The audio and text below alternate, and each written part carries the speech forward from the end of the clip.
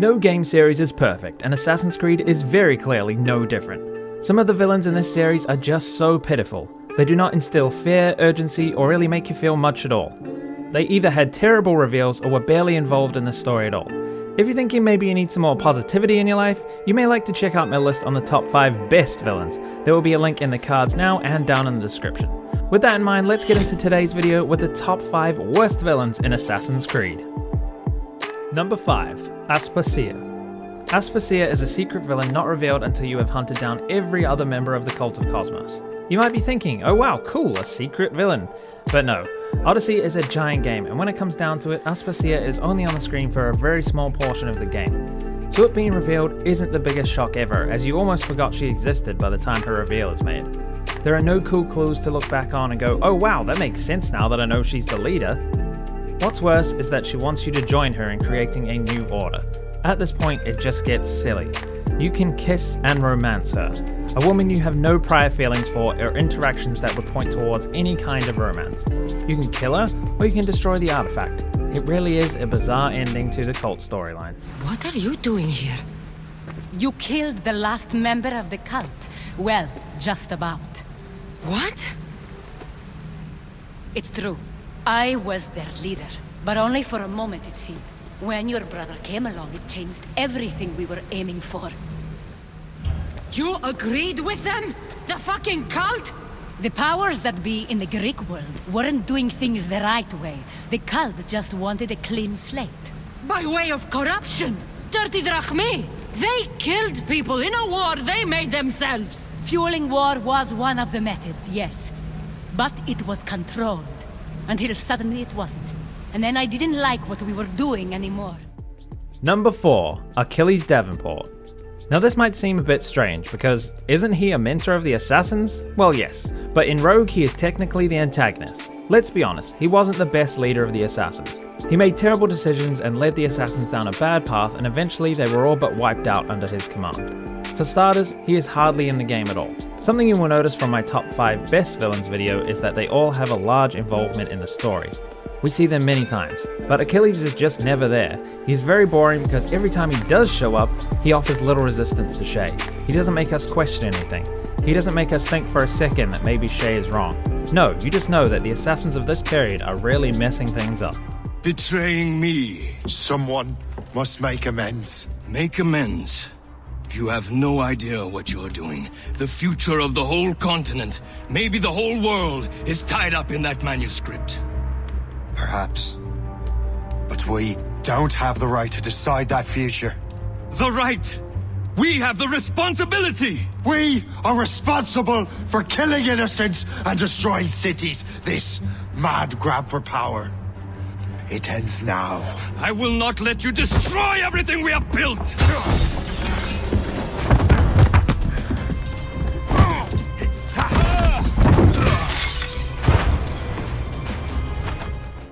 Number 3. Flavius.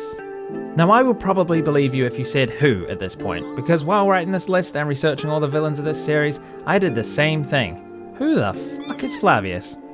He is one of the Masked Order of Ancients members. In fact, he's this terrible human who makes Bayek kill his own son. By the time you get to face this guy near the end of the game, you haven't really seen him at all. Notice the theme here? He just turns up to fight you and you have no idea who he is or why he is there.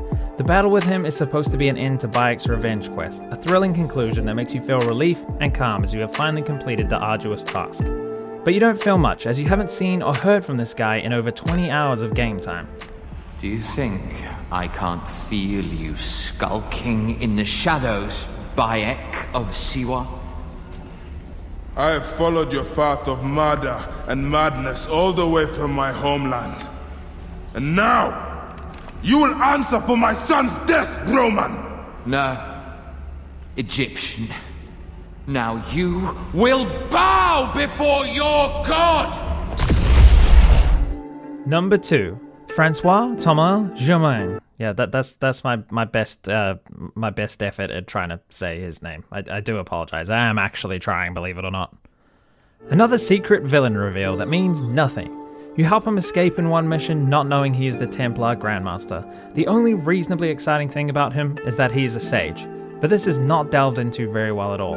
This could have been a very cool thing to properly sink our teeth into, but it's so underdeveloped that it falls by the wayside. He just seems so bland as a character and doesn't stand out as a great villain. His existence doesn't impact the story too much, and the few interactions you do have with him, he doesn't make you hate him or really motivate you in any way. Like the last villain, he doesn't make you think about anything. He just kind of exists in the game to be a villain, but doesn't really do anything other than serve as a very base form of this idea.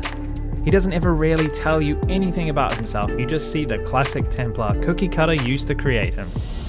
Bravo, you've slain the villain. That is how you cast this little morality play in your mind, isn't it? Oh, I'm not really here. I'm not really there either. At the moment I'm bleeding out in the floor of the temple, but it seems the Father of Understanding has seen fit to give us this time to talk. Somehow, through the centuries, I was connected to Grand Master de Molay, and I've been chosen to purge the order of decadence and corruption that had set in like rot, to wash the world clean and restore to the truth the Father of Understanding intended. Number 1, Crawford Starrick. Another villain for the generic overused trope bin. He's literally just a stereotype. Crawford Starrick is just not in this game. Sure, we get cutscenes of him in his office getting angry, killing people, breaking things, but we never meet him in the game until the very end. The dance scene between him and Evie is the best part he plays in this game, and it's right at the end. If we could have had scenes like this throughout the game, it would have improved him as a villain tenfold.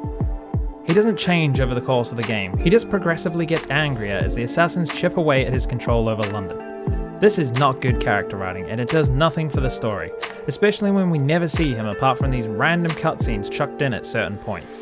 We are nowhere near him, it just shows us what's going on when he realizes we just killed another one of his people, which makes no sense lore-wise with the Animus, by the way. Either way, he is a boring, worn-out villain stereotype, but the sad thing is, he could have been so good had he been in the actual game for more than 5 minutes. Miss Fry, may I have this dance? Mr. Starrick, you've had your fun, but the game is over. Listen. 1, 2, 3. 1, 2, 3. Time is a wonderful thing, Miss Fry. It heals all wounds. We may make mistakes while dancing, but the Berserker ends, and then we begin again. Problem is, everyone forgets. They trip on the same mistakes over and over. People can learn. Can they? When the music ceases, Miss Fry, your time is up, and mine begins. So that's the list. If you disagree, let me know down in the comments and we can have a friendly chat about it.